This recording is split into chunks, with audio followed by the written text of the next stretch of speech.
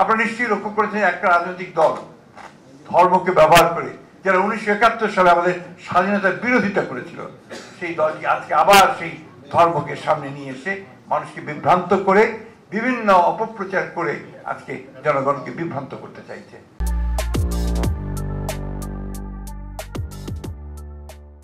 আমি যখন জেলে ছিলাম কাশিমপুরে, যে কমান্ডোদের কথা হাফিজ ভাই বললেন, সেই কমান্ডো হাফিজের 5 জনের সঙ্গে আমার সেখানে অনেক দিন দেখা হয়েছে, কথা হয়েছে।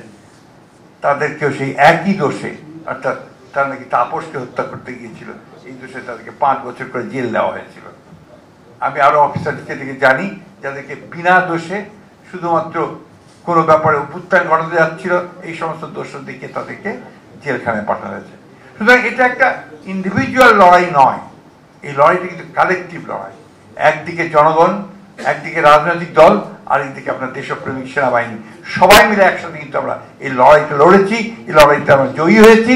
এখন যেটা দায়িত্ব এসছে আমাদের সামনে, যে এই লড়াইয়ে আমাদেরকে চূড়ান্ত বিজয় অর্জন করতে হবে। আমাদেরকে যে সামনে যে নির্বাচন আছে, সেই নির্বাচনে আমাদেরকে পরিপূর্ণ জয়লাভ করতে হবে। আপনারা নিশ্চয়ই লক্ষ্য করেছেন একটা রাজনৈতিক দল ধর্মকে ব্যবহার করে, যারা 1971 সালে আমাদের স্বাধীনতার বিরোধিতা করেছিল, সেই দলটি আজকে আবার সেই ধর্মকে সামনে নিয়ে এসে মানুষকে বিভ্রান্ত করে বিভিন্ন অপপ্রচার করে আজকে জনগণকে বিভ্রান্ত করতে চাইছে। এটা আমাদেরকে রুখে দাঁড়াতে হবে, এবং তার জন্যে আমি জেনারেল আকবরকে ধন্যবাদ জানাতে চাই যে তিনি ইতিমধ্যে অনেকগুলো সেমিনার সিম্পোজিয়াম করেছেন। আমি ধন্যবাদ জানাতে চাই আমাদের যে সাইবার যে কাজ করছেন।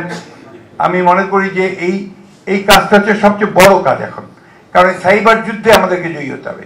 আমাদের বিরুদ্ধে আজকে যত অপপ্রচার চলছে, সবই অপপ্রচারগুলো কিন্তু হচ্ছে এই সাইবার যুদ্ধে। তো এটাকে ওভারকাম করার জন্য আমাদের এদের হাতকে আরো শক্তিশালী করতে হবে। আমি মেজর হাফিজকে ধন্যবাদ জানাতে চাই, কিন্তু যে প্রস্তাবটি দিয়েছেন যে একটা ডিফেন্স সেল আমাদের দলের পক্ষ থেকে আমাদের তৈরি করা উচিত বলে, আমিও এটার সঙ্গে একমত।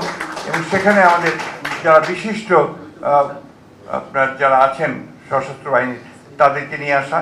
এবং আমি মনে করি যে সশস্ত্র বাহিনীর প্রায় প্রতিটি সদস্য, তারা সবাই একজন বিশেষজ্ঞ। তো তাদেরকে যদি আমরা বিভিন্ন কাজে, দলের কাজে, আপনার দেশকে রক্ষা করার কাজে আমরা যদি ব্যবহার করতে পারি, নিশ্চয়ই আমরা বিএনপি উপকৃত হব।